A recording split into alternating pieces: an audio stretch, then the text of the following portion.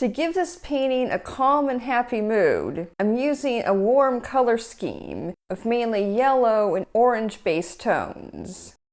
For my background, I've mixed yellow with a little bit of raw umber. I'm using a sepia-toned underpainting here because I know that will yield the results I want better than my usual gray-toned one.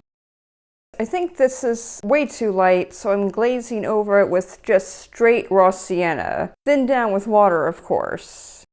Okay, so now we get to adding the actual color.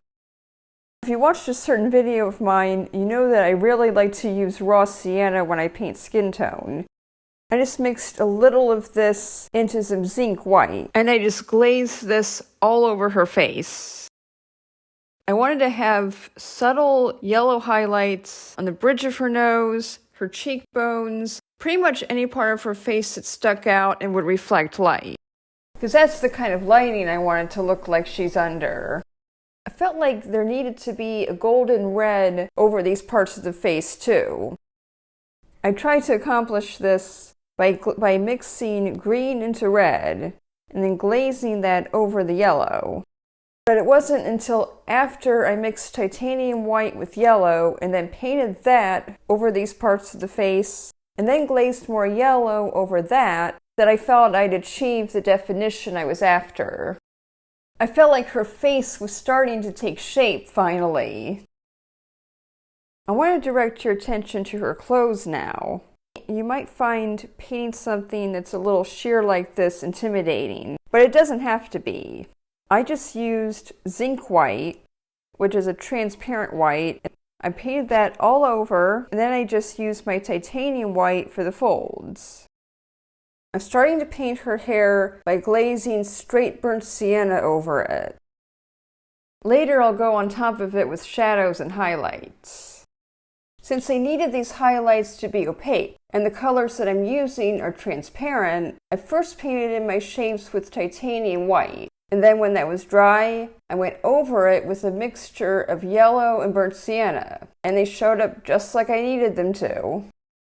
I've been talking a lot about highlights, but I think I should also mention that I used more burnt sienna for the shadows.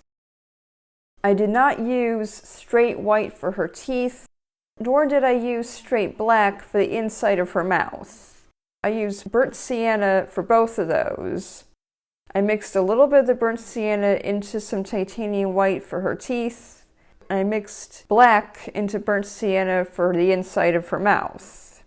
If I used straight black and white for either of these, it would look very freakish. I've lengthened and thickened her eyelashes, and I think her eyes look much better. For her top lip, I just mixed a little bit of cadmium red into my flesh color. But her bottom lip is noticeably rosier, so I'm glazing more of just the straight red onto it. The reason that I'm using the cadmium red medium for this is because it leans more toward orange, which of course is keeping with the overall warm tone theme that I'm going for in this piece. To make the mood even more cheerful, I decided to add flowers around the subject. I found out when working on this big blue flower on her chest, even if you think you want something to be very light, add more of your color than you think you're going to need. Because as you can see with this first layer, it's not showing up at all. Okay, when I was done painting that big blue flower, I had a lot of ultramarine still on my palette. And this flower I'm painting here is kind of a violet color. So I took some carmine, which is more of a bluish red, added that to the ultramarine, and the color that I came up with is what I'm using to paint this flower here. Pay attention to the shapes of your shadows, because they ultimately influence the shape of whatever you're painting or drawing. This petal is on a bottom layer. Because of that, the petal on top of it is casting a shadow on it, therefore making it darker. I'm glazing some yellow over her lip here so that it harmonizes with the rest of her face. I'm using yellow as a base for this rose, and when that's dry, I'll glaze pink over it. But I have to go slowly with the pink and make sure that I leave the yellow showing through where it's supposed to. This flower needs a layer of yellow on it. For the shadows, I darken the yellow with purple, not black.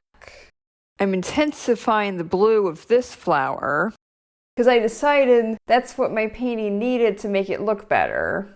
And again, I'm paying very close attention to my shadow shapes.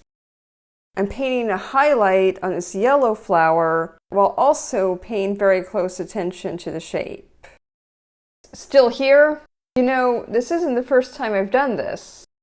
You can also learn how to do a painting with the scary mood in the video that's played on your screen. Click to go watch it. In the meantime, thanks for watching.